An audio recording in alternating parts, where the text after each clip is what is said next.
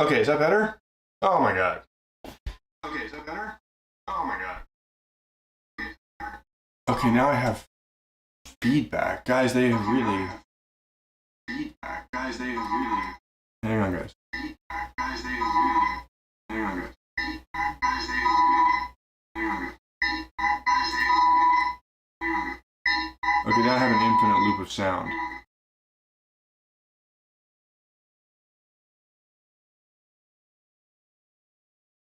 Okay. That should be one mic. Okay. That should be one mic. Why am I getting... Sorry, guys. You gotta be crazy. Sorry, guys. How's that? Is that better? Okay, can you guys hear me? I'm assuming you can hear me now. I'm sorry about that. I just... Stream Elements updated and they reset all my settings to the default and yeah. And you guys missed my whole like preamble because I didn't have the mic on. Let's start over.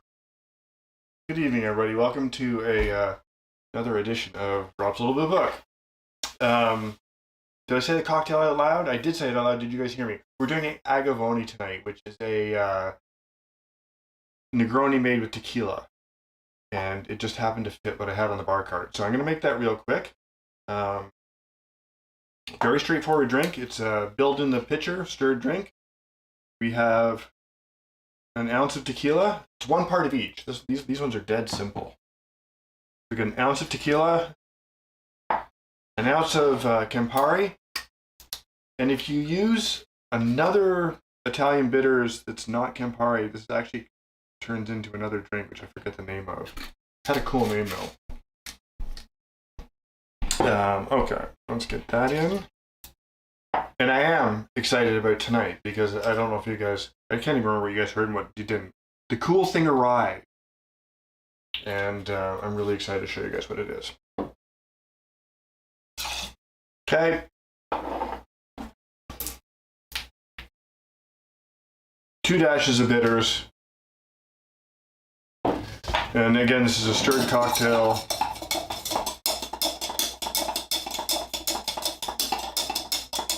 Let's take a sec. And this is also a great summer cocktail. Actually, even the Negroni is a great summer, spring cocktail. But I have high hopes for this one.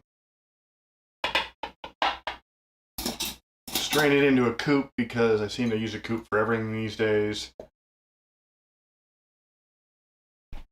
And I see Serena telling me to slow down. You guys didn't hear my initial spiel, which was quite fast. That happens when I get excited.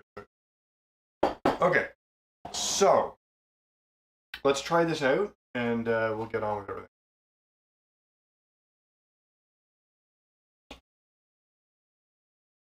You know, that's pretty good. It tastes so. I'm finding with all the cocktails in the Negroni family is that the Campari is quite bitter and sweet vermouth is quite sweet, and the base spirit seems to get lost. I think you could pretty much use any base spirit and it would taste the same. This tastes like a Negroni. I can't taste the tequila at all.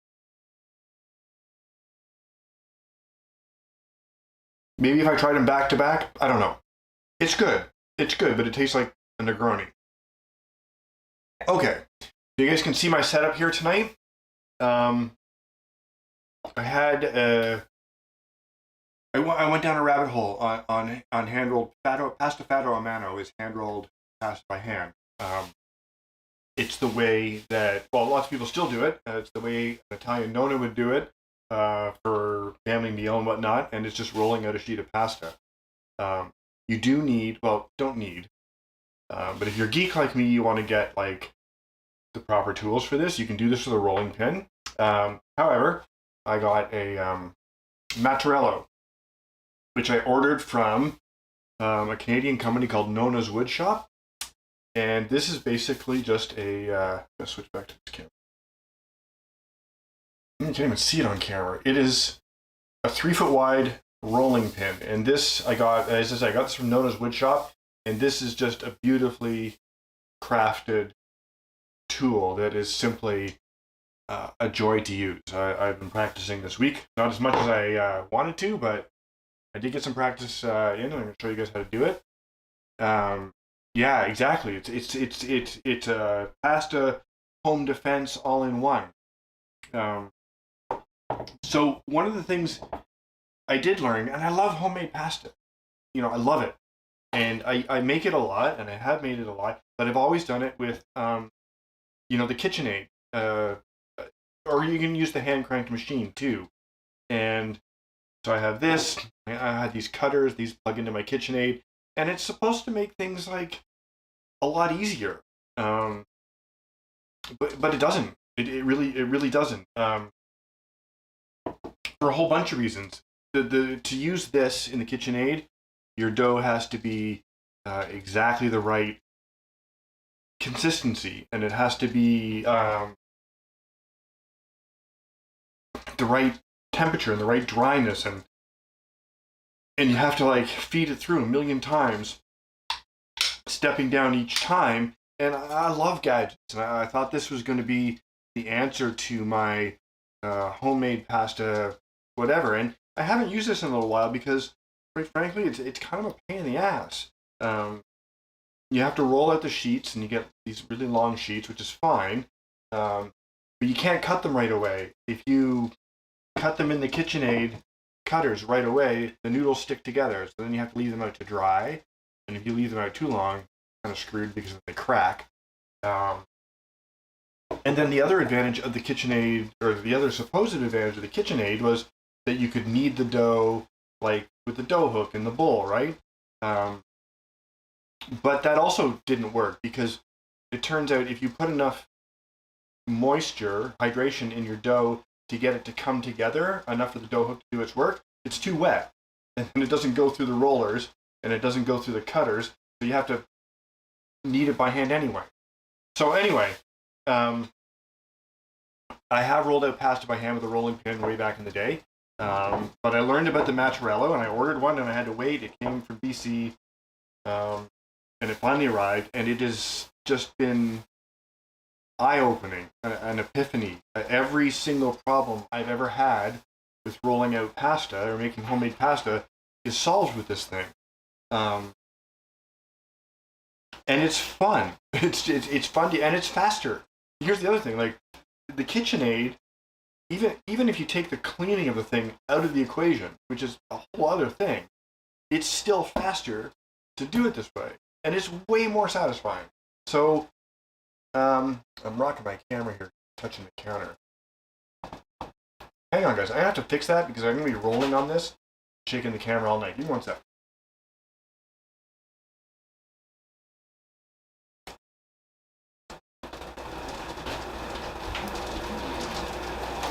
There we go. The wonders of doing it live. Yeah, I would love to sign it, but I don't want to. It's so beautiful. I don't even want to mark it up. And this wasn't even one of the.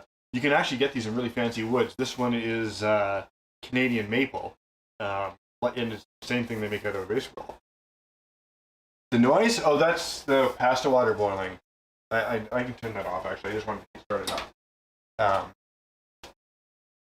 Oh, maybe it wasn't the pasta water. I don't know. All kinds of weird tech things going on. Gremlins tonight. Gremlins. So anyway, I'm going to show you guys two things. We're going to show you how to make the dough, which is really easy. And then we're going to roll it out. That's really fun. Now, it does have to sit for 2 or 3 hours to hydrate. So we're going to do this TV time. I have two little balls here that I made up earlier. But let me show you, first of all, how to make the dough.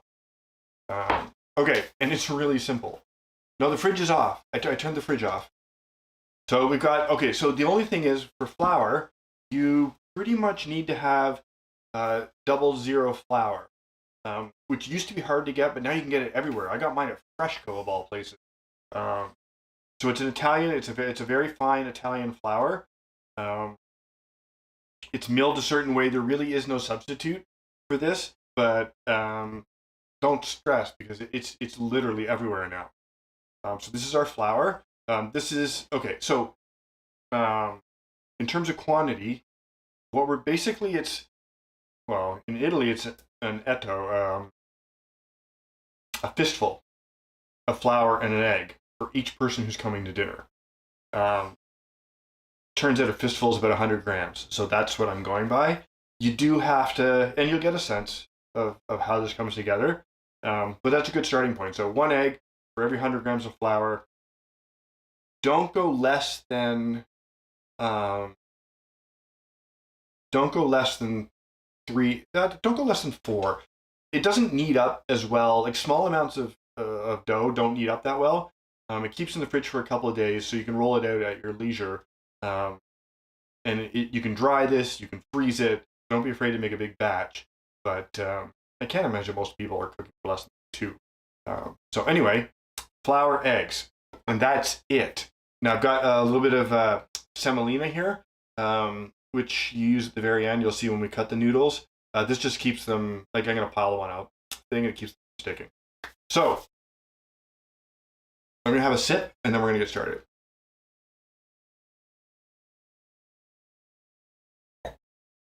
Any questions so far? See, now it's nice and quiet here. Even Rupert upstairs is quiet, which is probably one of the signs of the apocalypse. Now I'm worried. Okay, anyway, let's get on with this. So you get your flour on the counter, and you make a well here. Oh no, I can hear him now. Anyway, you kind of like take a well here, and the idea is you're going to put your eggs in the well.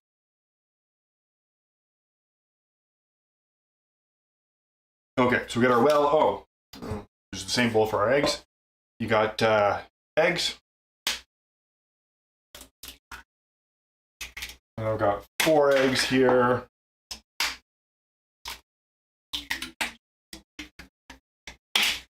I'm really not getting my green bin here tonight, guys. There we go. 4 eggs. And you want to beat them up. They need to be pretty homogeneous.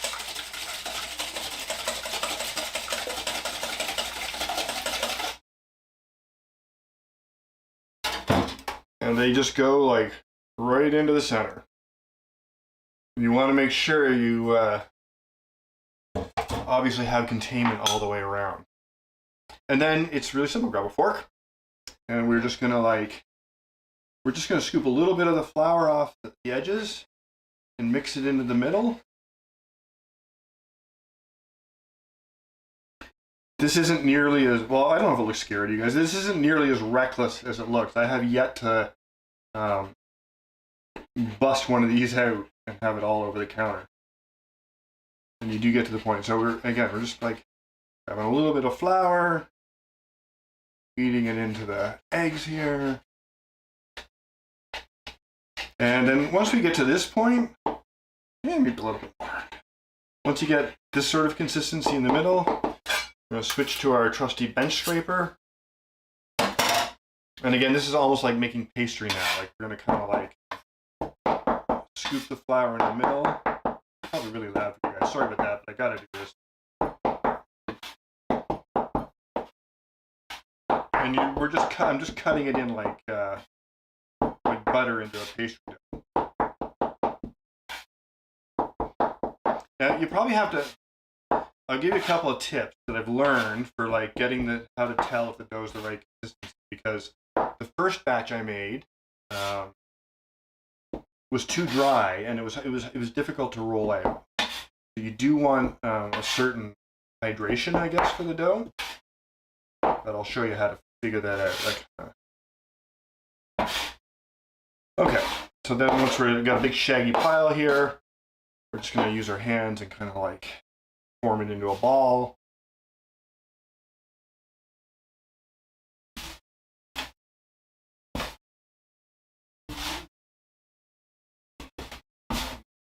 Okay, and you can see it's coming together.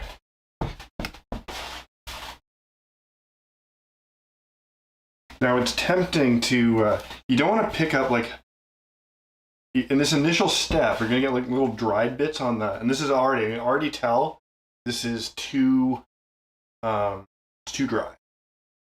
But give it a sec, because it takes a couple of motions to get the eggs and the flour completely combined. So sometimes it'll seem like it's really dry, and then you add a bit of moisture, and then it ends up too wet. But I can tell it's too wet. Okay, now you can see I've got like all these other bits, and it's tempting to try and incorporate them, but these have already dried now to the point, and the stuff on your hands where you don't want them. So once you get to this point where you've kind of got it together, take a sec, clear all this stuff off the counter, because these dry bits are now too dry to properly incorporate into the dough, and they'll just make a mess of everything.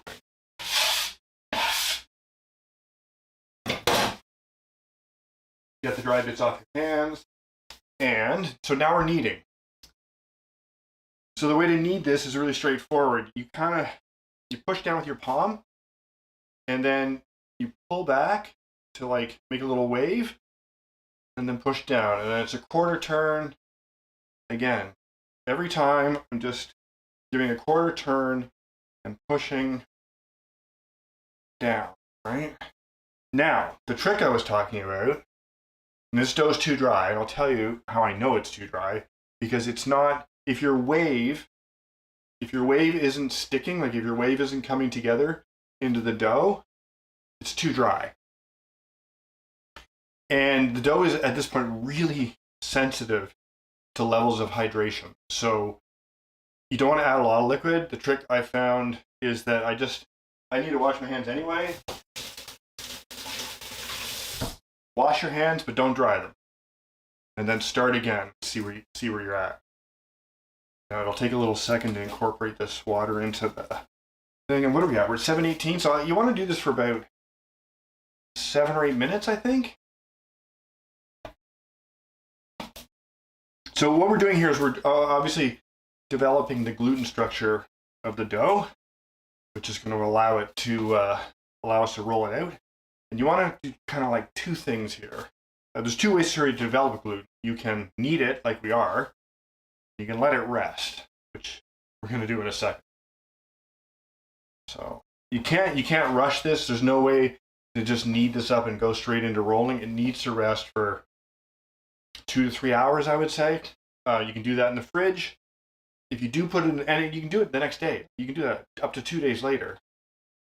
If you do put it in the fridge, it needs to come back up to room temperature before you try and roll it out. So now I'm feeling pretty good about this level of hydration. I don't know if you guys can see, but each little wave is getting like moved right back into the dough. You will get strong doing this. And you might think like, well, KitchenAid would do this just fine. And KitchenAid is great for bread dough, but honestly, you have to let the KitchenAid thing run for 10 minutes anyway. Not really saving any time. And you learn more about your dough this way. You're not going to learn how a dough feels when you've nailed it, when it's totally perfect. So you'll see when we roll it, and of course you can roll it once this is rolled out. You can cut it into, I don't know, there's 387 different recognized pasta shapes in Italy or something. So you have a lot to choose from. I'm going to continue. So this week we're going to do we're going to cut these into tagliatelle, which is kind of like a slightly wider linguine. It is the noodle of choice in Emilia-Romagna, where this is an art form, I guess. But it makes a really, really nice noodle. And so the other advantage of rolling it out by hand, what did I say we started? I said we started this at 7:17. That's going to be forever. And already it's starting, like I'm starting to lose this is getting a little bit dry. One of the things we also do when we're doing this whole process, though, is we're aerating the dough, introducing really small air bubbles and air pockets into the dough, which makes it really light, gives it a beautiful tooth when you eat it. And you don't get that. You don't get that in a pasta machine. Oh wow, okay. 5-6 more minutes. If you smash this dough through between two rollers, you will crush out all of the air you work so hard putting into it. And that's not, I guess, wrong. It's a different kind of noodle. It's kind of like the baking equivalent of a pound cake. So if you put it between the rollers, you're gonna get like a dense noodle like pound cake. And sometimes that's right, maybe. But if you do it like this, and when we roll it out, you're not crushing the air out, you're more redistributing it through the sheet, and you'll see how that works when we get to that part. The dough just maintains like this incredible. It's hard to describe actually until you eat it, because it's a mouth feel sensation that just I really like it. I'm totally sold on these noodles. And in the coming weeks, like next week, I want to do. And I know we already talked about this again. Next week, I would like to do tortellini or tortelloni. Maybe show you a couple of other shapes, because I love tortellini, and it is a bit fussy and finicky to make, but it's wonderful to eat, and I have a couple of really good fillings that I like for it. So I'm starting to see the texture and the consistency. The dough will get like a little bit shiny. It almost looks like it has like cellulite on the dough. And I'm thinking we need just a little more water. I've seen people use like I don't have one. A spray bottle would be really handy for this if you don't want to keep washing your hands. You could simply spritz the dough, but it needs to be like small amounts. It's easy to overhydrate the dough, which you can solve then by adding more flour, but then if you add the wrong amount of flour, add more water, pretty soon you have a giant piece of dough. It's kind of out of control. But we're almost there. I feel like this dough is almost done. Has it been? It's been 6 minutes, and I can just feel it just now. You guys can see it, and this is the wonderful thing about doing this. Is I'm not even watching it. I'm watching the screen in the chat, talking to you guys. I can feel this dough coming together to exactly the right consistency, just in my hands. 2 more. I think we're really close, but I'm gonna take it like the extra little bit and see where we get to.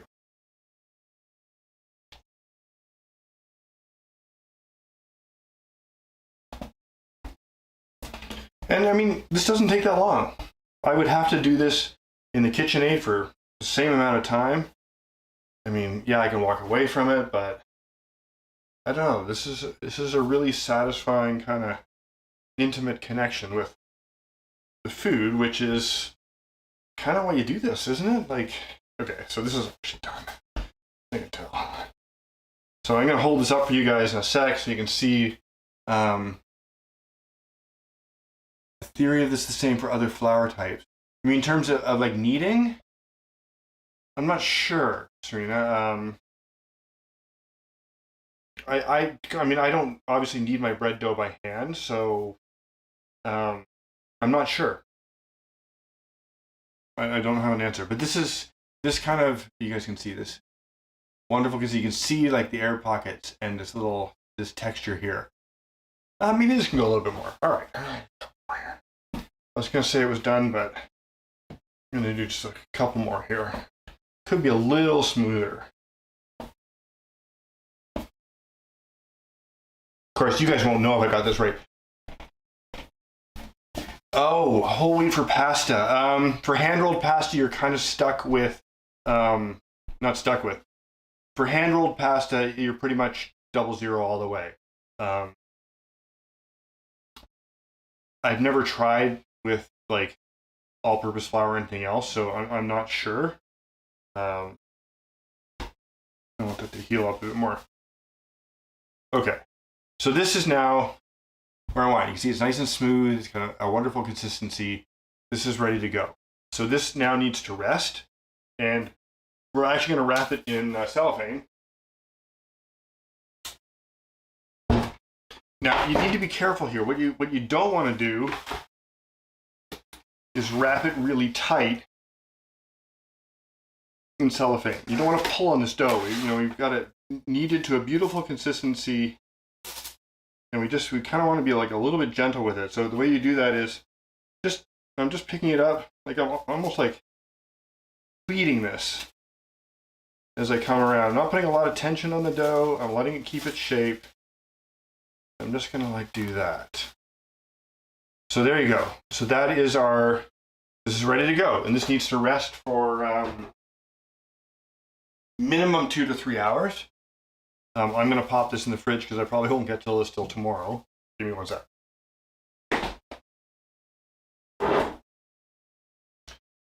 Okay, so that's the kneading part of it, guys. Any questions?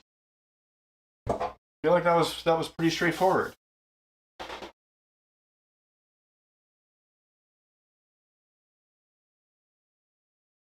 Okay, so for rolling it out, I made these earlier, and I can tell they're just like wonderfully hydrated. Turn my water back on. Turn my sauce down.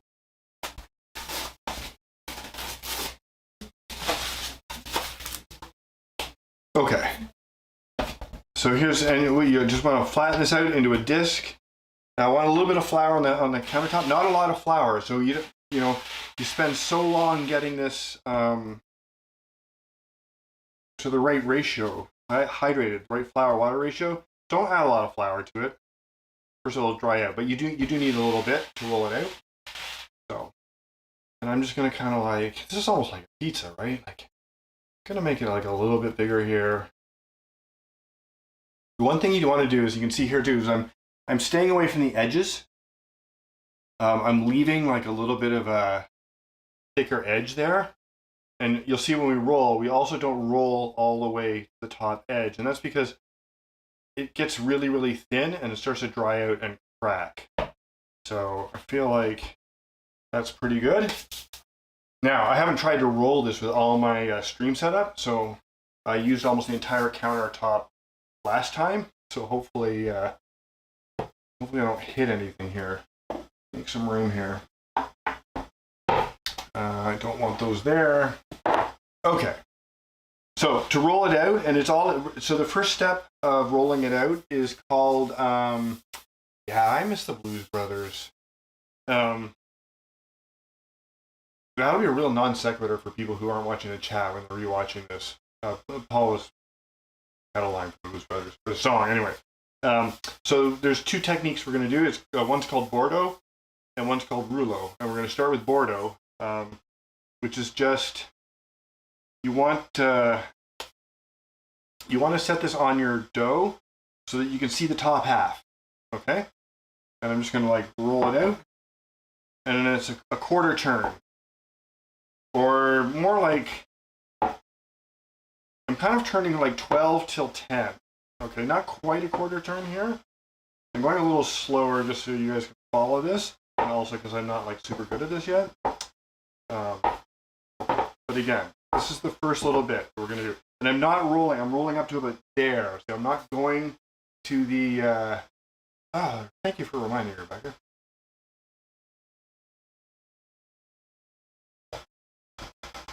I'm not rolling up to the top of the dough.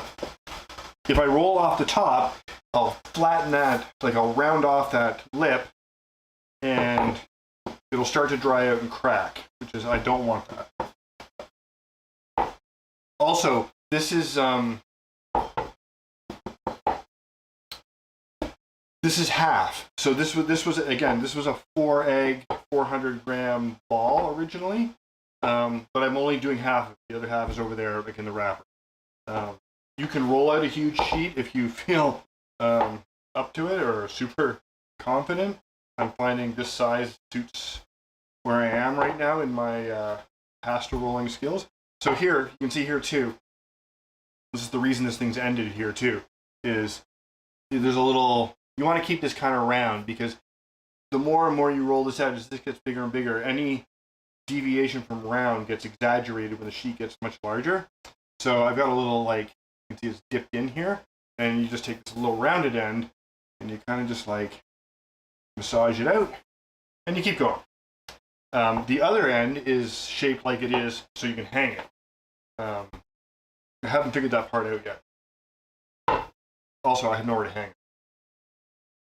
Okay, so I'm gonna like step this up just a little bit so we're not here all night.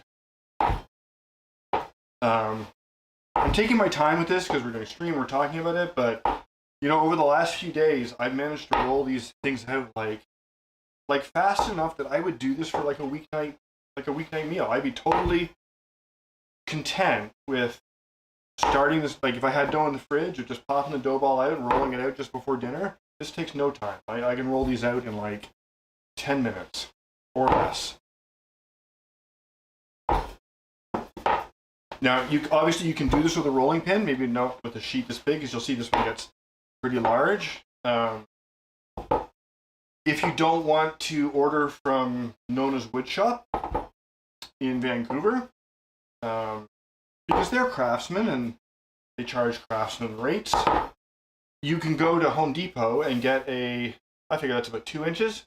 Just get a big piece of 2-inch dowel, and I would sand it down with like, what do you think, Paul? Like a 180 grit to get a nice finish on it. And there you go. You have your Mattarello homemade for nothing. I will say, you do need to have a wood counter for this. And if you don't have a wood counter, you're going to have to invest in some sort of big wood board to roll out on, because I have a feeling like a marble counter or any kind of like granite isn't going to grab, like it's not going to roll out as well. It's you need a certain amount of friction between the this is a sfolia, by the way. The sheet of pasta is called a sfolia. And somebody who rolls out the sheet is called a sfolino or a sfolina. I'm butchering the pronunciation, but that's roughly. Okay, so now at this point, we're going to go a few more. And now I can like sort of multiple roll each pass. I don't know, like 3 repetitions is about right, I figure.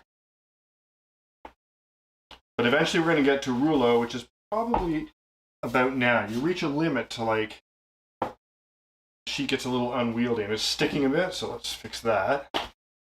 If you feel that your countertop's getting a little bit wet, like a dust this up a bit. But I think we're ready for the next step. Okay, so 242, yeah, your hand. I'm not sanding it down by my hand, but oh yeah, 240. I mean, you do want it pretty smooth, right? But that's just it's a really inexpensive alternative to this. And again, I'm going to use like the tip to roll at the point there. Okay, so now we're into rouleau, and rouleau is kind of take the top, okay, and you flip it back like this, okay, and give it just a little bit of a stretch, and then we're just going to roll it up. And then once it's rolled up, we bring it to the edge of the counter, and we just kind of like unroll the sheet. Okay, and then I'm going to go like 1, 2, 3, and then again we're going to turn it a little bit, pick it up, and just give it a roll. So there's a couple ways to do this. I can use it to like reposition the dough, and then just roll it out again. Again, flip it up, give it a little tug, roll up, or just expanding it. I'm pushing down when I unroll a little bit. Yes, I am a little bit. I also give it like a little tug to get a little bit of stretch that way. So I'm being mindful of my monitor here. And again, if you find like a section that needs to be rolled out, you can go that way a little bit, you can go this way a little bit, and just flip it. So in terms of like how thick you want this to be, like how thin do you want it to roll it out? And I'm glad you asked.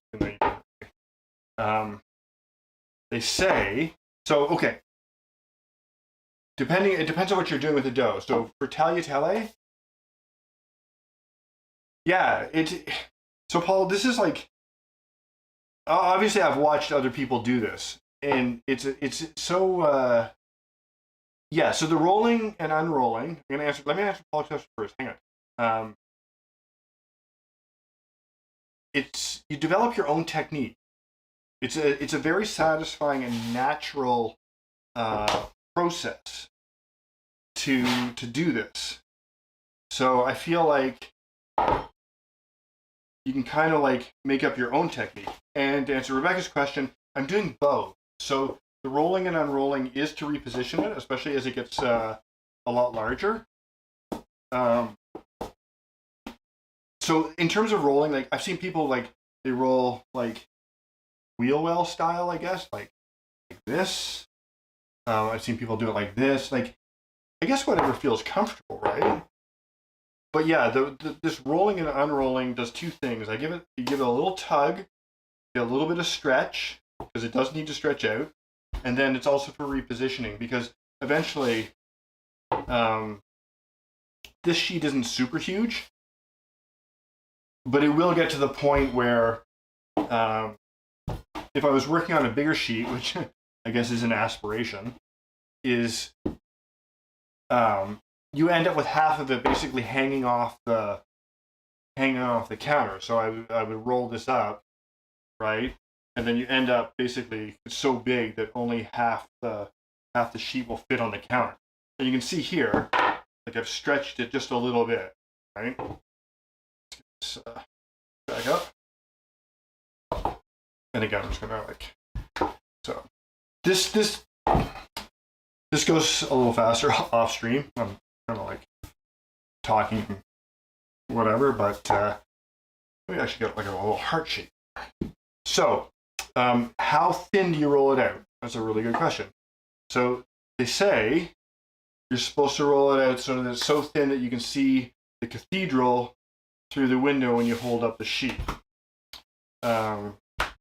We don't have a lot of cathedrals close to us. So I've been kind of like rolling it out basically until I can see the wood grain of the counter through the sheet, and I'm not there. I mean, I can hold it up to my like stream lights, maybe roll it out till you can see paradise by the dashboard lights. I don't know. The other metric I've seen used is you want to roll it out. So this is specifically for tagliatelle. If I was doing like a lasagna noodle or tortellini or something, it would be a little different. Good stretch here. Yeah, but you can see it's stretching out. You want to roll it down to the thickness of 4 Post-it notes. I've misplaced my notes, but I was actually using that over the last couple of days as a guide to, like, you know, how thin do I want it? So 4 Post-it notes is really thin, and it takes quite a bit to get there. The very first batch I made, as I said, the dough was too dry, and I couldn't roll it super thin, so I ended up with some pretty beefy noodles, which were still good, but they were thick. And again, you can see like I got a little stretch going on there. I feel like we're not quite there yet. Any questions? I feel like I'm just kind of like rolling this out, but this does need to be done. You can also give it a couple of spins here to roll it out. Again, let's flip this guy 90 degrees. I'm getting thinner though. I can see it, and I don't know if you guys can see on screen. Can you guys see the wood grain through it if I move it around? Like I'm starting to see the grain of my counter through. Oh, you can too, a little bit. So I'm starting to see the grain of my counter through the sheet. That tells me I'm getting down to the right thickness. And so the other things that could happen when you're rolling out a sheet, especially as it gets bigger, if it bounces back down. No, I think that Rebecca, once you kind of commit to rolling it out, it'll just dry out, and I don't think that would be. So again, if you have a little, you do kind of want to, like, I don't know what you call it, degas the sheet before you get aggressive with your rolling. So when I reposition, let me show you guys how that works. So again, a little tug there. I'm going to reposition it this way. I'm going to roll it out. Now, this isn't totally like flat on the counter, so you don't want to like reef on it like this, because if there is an air pocket, you'll get a crease. So just give it like a gentle roll first to take the air out from between the sheet and the counter, and then you can like, and again, see, I did it anyway, talking about it. Got a little crease there, which isn't the other. Just roll it out. Again, this is actually getting really thin, which I'm happy about.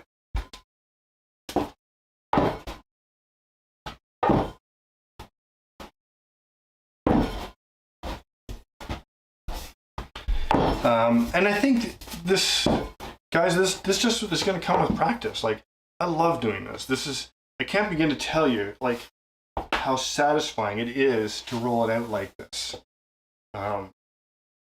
It feels very, I don't know, craftsman-like, I guess. Like, this is the way that people have been doing this for a very long time. And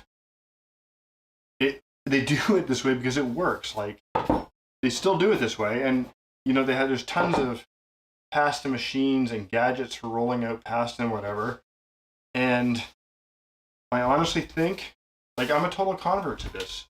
This is the easiest time I've ever had making pasta or cutting noodles. And I'll show you how to cut it in a sec, especially since I'm getting hungry. I feel like we're getting close to cutting. Yeah, this is really thin now. This might be actually the thinnest sheet I've had so far. So let's have a look here. I don't have my Post-it notes handy, but I feel like this is pretty thin. Let me hold it up to you guys. I'm gonna switch back. Let's see here. I haven't done this yet, so let's see. Like, can you guys? I don't know if you can see me through it. But yeah. If I worked in a restaurant, how long would this? That's a good question. They roll out much larger quantities. So the people I saw, and they're all Italian nonnas, like, they were rolling out sheets that were, you know, 2, 3, 4 times this size. Like it looked like, honestly, it looked like they were making the bed. You know, they had a sheet of pasta that somehow held together as they like whipped it around and rolled it up. It was quite impressive. I guess that's something to aspire to. But in the meantime, I'm pretty happy with the way this sheet is looking right now. So I'm going to roll this up and I'll show you guys how to cut it. And then we're going to eat. Okay. Pretty happy with the way this one turned out. And I'm going to have a quick sip before we cut.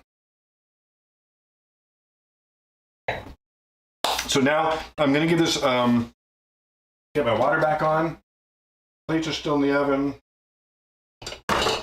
I'll show you guys this in a sec. I made a lamb ragu the other night, which I'll show you guys how to make sometime, but not tonight because it's well, it takes hours and hours and hours. So there you go. So to cut this, I'm going to give it a little dusting of semolina. So I'm using semolina here because it won't get incorporated into the pasta. This is just to keep it from sticking. And you just sort of fold it up like that. Maybe one more. And then we're going to bring this one in like that. Maybe like that. And over the whole thing. So there we go. So now we have our, what do you call this? Probably has a name. And there is a very special knife you can get specifically for cutting tagliatelle. I don't have one yet, but I'm probably going to get one because I'm a geek, you know. And now we're going to cut this into noodles and just put it on a pan temporarily. Yeah. So I'm going to square off the end here. There is even a name for, so these offcuts go into, and I wish I could remember, there's actually a pasta, there's a name for the offcuts which you make into another dish. So tagliatelle is about as wide as you want it to be. There probably is a standard width. I know the length that I like, so I'm just gonna like, or the width rather. And I'm just gonna, this is really easy. I just slide the knife through it and work my way down the sheet. I could cut this into linguine. I could cut this into fettuccine. I wouldn't cut spaghetti this way. I think for spaghetti you want, there's other rollers and cutters for that, not this.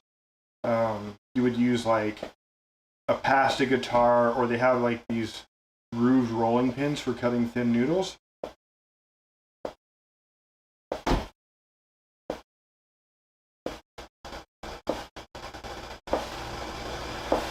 Almost done.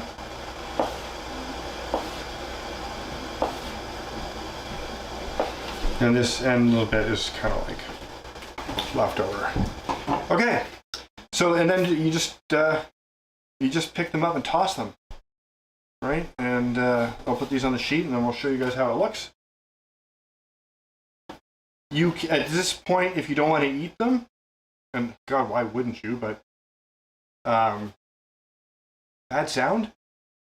Is that just the water being picked up through the mic?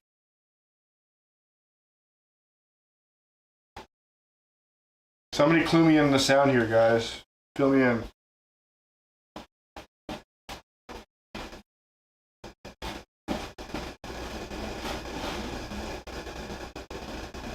I think it's just the water boiling, which is bizarre. I guess the mic is really sensitive. Okay. So there you go. So at this point, spread this guy out. I have a nice thin noodle, not thick like the first try. This is enough for 2 people, and more like static. No idea what that is, guys. I'm sorry if it's Serena. I'm not sure. I don't think it's the noise gate. So if I stop.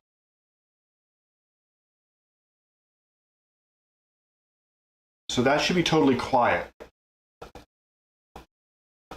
Okay, now the water's tripping the mic. Not sure, guys. I hope it's not too bothersome on your end.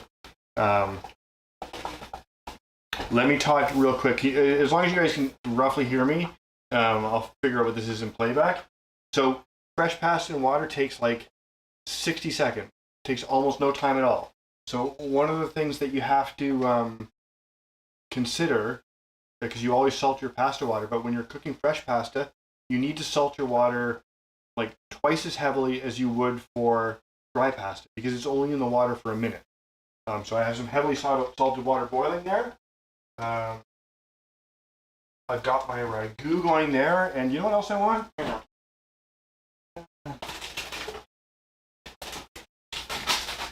want to put a little pecorino over the top. So if you guys, these cheese bags, by the way, are awesome. We've talked about them before, but I'm going to grate a little cheese over the top of my pasta. Okay, so let's get this down for a minute, and then I'm going to panic and try and serve everything. Oh, you know what I need? Hang on.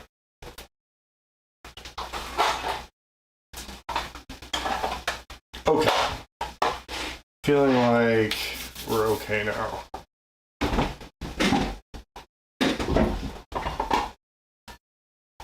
Okay, so this goes down for 60 seconds.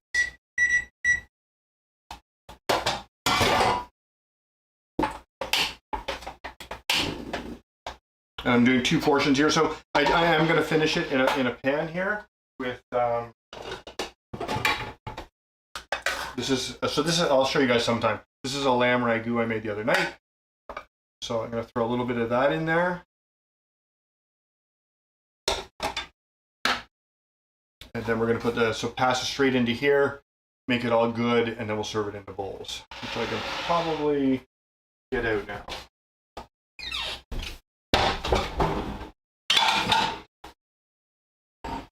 Ooh, those are hot. really hot.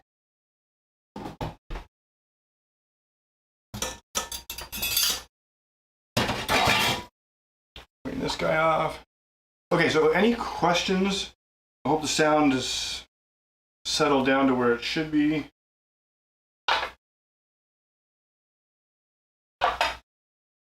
Have just time for a sip here. The other thing I learned is it overcooks relatively quick.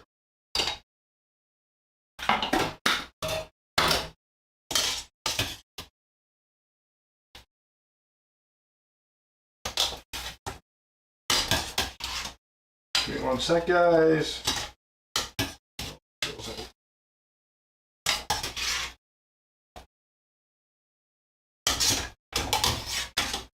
Couple orphans.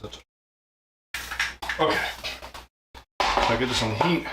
Probably should have picked a bigger pan for this tonight. They look amazing. And this is going to be really challenging.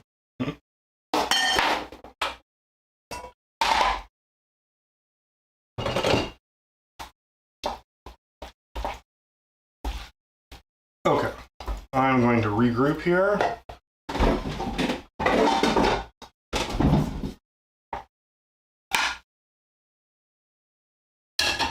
Much better. Okay. Okay, so I'm just giving this up. So the other thing you can do here, guys, this I can see already that this, because I made this sauce the other day and it's been on the heat, it's too thick. So I'm going to steal a bit of the pasta water to loosen this up. I didn't really talk about the ragu. I made this up the other day while I was practicing this recipe anyway. And I will show you guys how to make it. It was wonderful. There we go. So I got a little bit more of a gloss there. The sauce is a little looser. It's kind of where we want to be. Yeah, perfect. Now you do want to let this like rest for just a couple of minutes. And let the flavors and the pasta absorb the sauce just a little bit. I'm going to let that just sit for just for a minute, and then I'm going to plate it. Yeah, I'll make it. Okay. Give me just enough time to get the microplane area.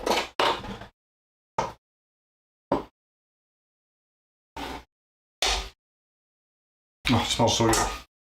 Okay, I'm going to serve this real quick. So, if I was like being super fancy, I could twirl this up on a carving fork. But I'm not, I'm feeling rustic tonight. I guess that's the word I'm looking for. So you kind of like take the noodles out first into 2 portions. And then I'm just going to serve the pasta on top of everything. This. And then just spoon a little sauce over top of both.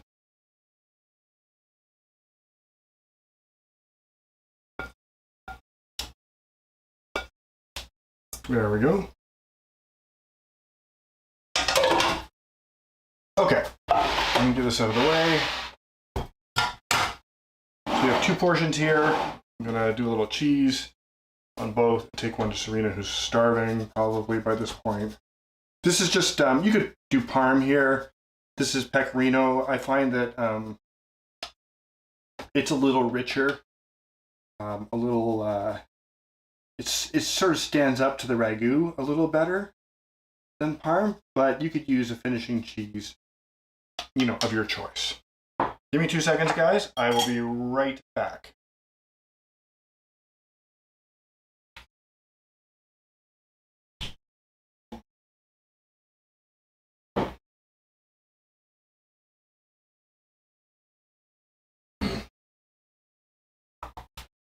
All right, I'm back, guys.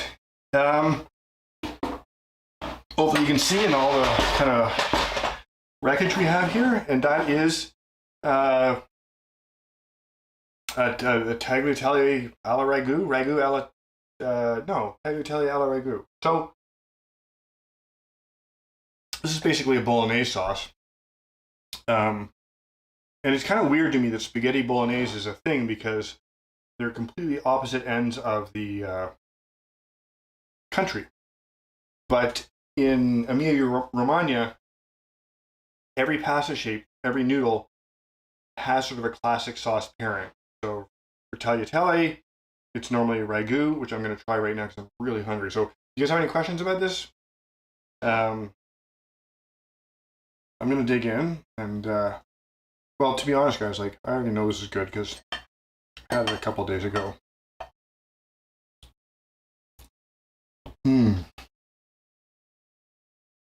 Damn. Okay, so it is really good. I love the noodles. I'm getting better at it, and like, don't let the technique put you off because I've done this in the past, but I haven't done it in a long time, and I've only made a few batches getting ready for you guys. Yeah, it is rich. So don't. You will learn this really fast. It's a very natural motion. There's a ton of feedback from the dish as you prepare it, and basically, like, if it looks like if it feels like what you're doing is right, you're doing it right. Like, there's feedback, and the tactile feedback from the dough is immediate. Yeah, and I will say, having the ragu sit for a couple of days, it's definitely better.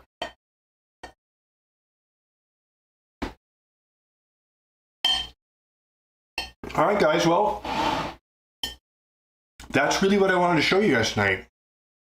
Was the cool thing, and I can't recommend learning this technique enough. It's super easy, and once you start making your own noodles like this, you will never buy from the store again. There's nothing wrong with boxed pasta, but the fresh noodles you can buy in the supermarket are not good. So don't buy them. And again, I don't have a thing here, but for the rest of the noodles, like I'm going to roll out that other sheet, you can roll them out. You just toss them in the semolina. You can put them in the freezer if you want to freeze them, but you can also just let them dry out overnight on the counter. And then you have wonderful egg noodles that will keep for a very long time. Certainly they'll keep until you get around to eating them.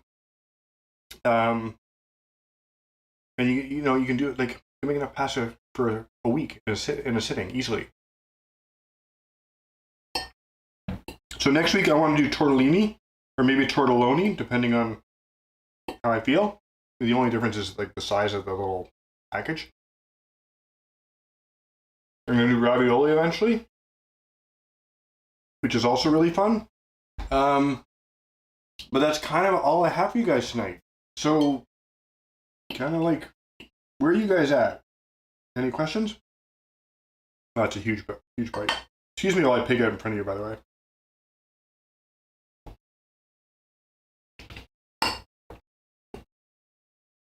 Okay, well, you think the mic was too hot, eh? You might be right, Paul. I can turn it down. Maybe the settings changed. Okay, this is a quick test. I took some of the gain off the mic just now. So how does that feel?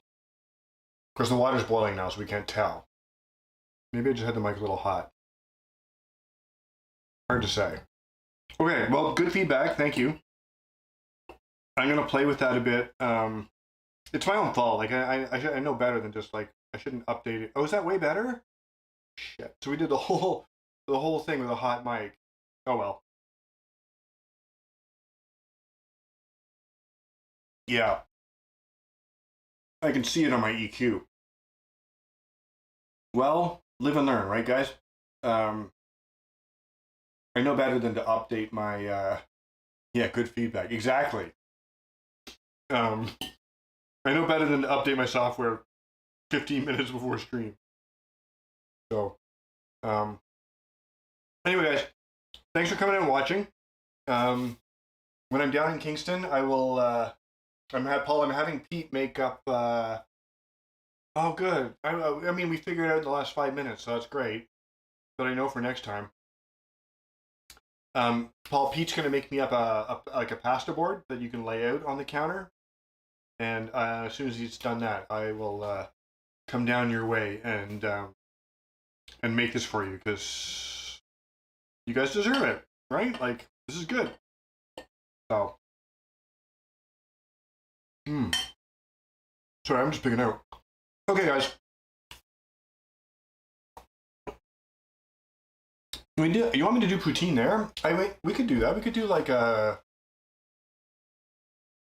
satellite episode. We did poutine, Paul. You missed it, but I can do it again. I'll do it again for you. We did poutine recently, actually. Okay. I'm gonna head off and finish my food. Thanks for coming out, guys. I love doing this. Said it time and again, but it's kind of like the highlight of my week is cooking for you guys, and I love to do it for you in person when I can. So I'm gonna keep trying to do that for you, and that's it. I got next week planned already. I'm on an Italian kick. Gonna get some good use of my mozzarella.